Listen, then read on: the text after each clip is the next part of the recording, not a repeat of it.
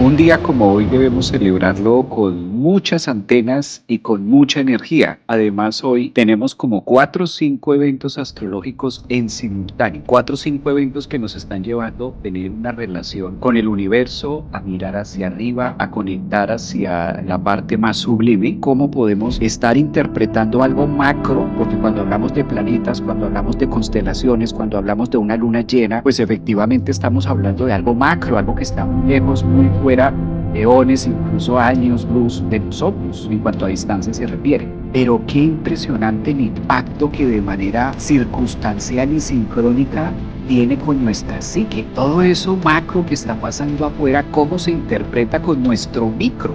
¿Y qué viene a ser nuestro micro?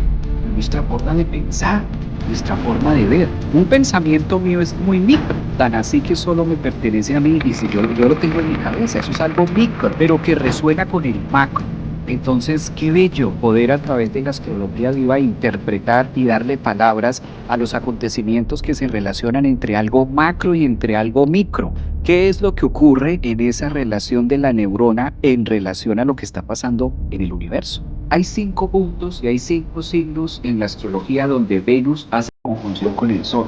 No es en todos los signos que esto pasa, solamente ocurre en 5 de los 12 signos. Cada vez, entre más estudio la astrología, entre más comparto, entre más leo cartas, entre más veo sinastrías, entre más veo progresiones, entre más uso los efemérides, entre más miramos las herramientas de la astrología, cada vez es como si se volviera mucho más exacto.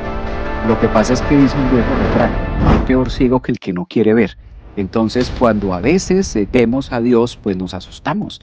A veces lo queremos ver tan físicamente que cuando se presenta a través de algo tan tácito, tan puntual y tan vivido, ¡ah!, puede llegar a aterrarnos también, ¿no? Saber cosas que son o verdades. Es decir, que vamos a volver a tener una Venus Star Point por allá en el mes de octubre del 2026 de este año, pero ya no va a ocurrir en el signo de Capricornio ni tampoco va a ocurrir con Marte. Es decir, que en estos 9 meses nos la estamos jugando toda. Está pasando afuera en el tema Capricornio, en el tema país o en el tema presidencia o en el tema gubernamental, no solamente es algo que esté pasando afuera, sino que esto está haciendo efecto espejo, efecto rebote con lo que cada uno de nosotros estamos viviendo. Les decía a finales del año pasado y a principios de este año empieza rápido. Este año se empieza a mover la energía muy rápido.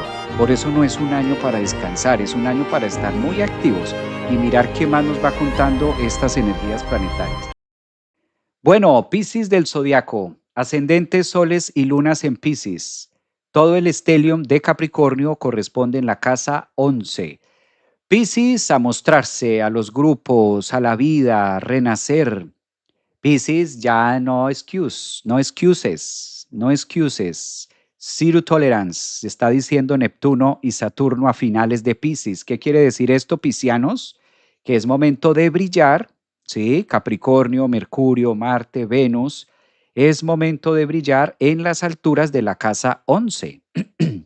Entonces, si eres Piscis, ascendente, Sol, Luna, ten en cuenta que es un momento de proyección, de hacer hacia afuera, de empezar a brillar desde tu propia autenticidad, y eso es lo que está diciendo a finales Saturno y Neptuno.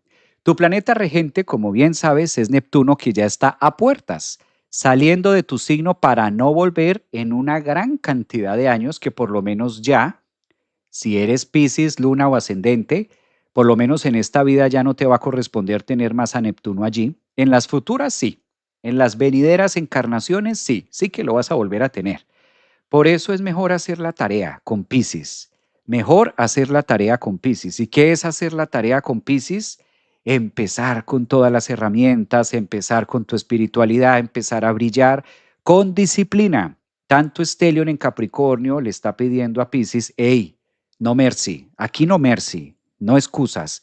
En la casa 11, con los compromisos, con el colectivo, con lo que tú vas a hacer, es importante pues disciplinarte, ¿no? Es importante generar eso. Por eso también está Saturno ahí, ¿no?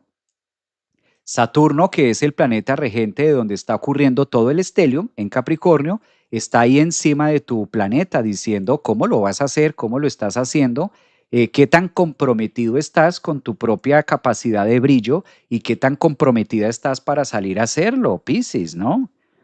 Entonces, Tener mucho cuidado si somos de signo Piscis, ascendentes en Piscis o la luna en Piscis, qué tan comprometido estoy con mi espiritualidad y con este proceso que estoy viviendo ahora.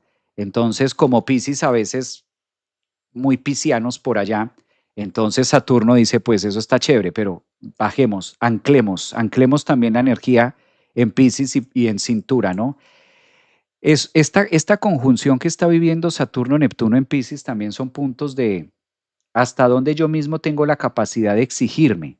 O sea, puede llegar a ser exigencia o quizás obligarme a mí mismo a hacer una tarea, ¿sí? Para ir aprendiendo o desarrollar el hábito de hacerlo.